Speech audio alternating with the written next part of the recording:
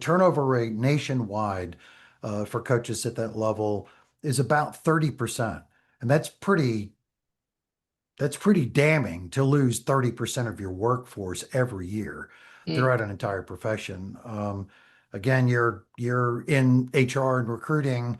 I mean, industries that see that kind of turnover are typically dying or going through some kind of significant transition, et cetera.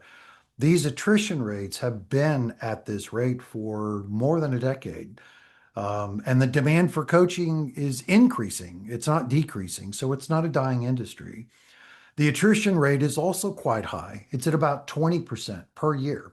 So in addition to having turnover, vacating 30% of the coaching positions every year, 20% of those coaches are just quitting. They've had enough, right? And they get out mm, and they never come back into the profession.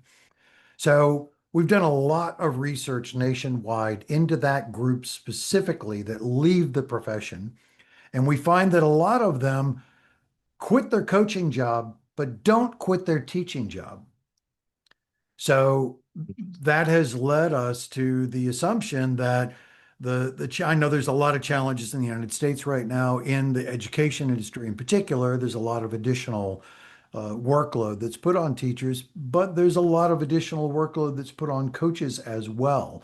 As schools are doing, more with less, they're actually reducing staffs, but they're having to increase the output that they're putting out. Coaches, because they enjoy a special place amongst the faculty, they're kind of a convenient place to drop responsibilities, particularly with regard to things like discipline or logistics. They tend to take on a lot more administrative duties on top of any teaching responsibilities that they have.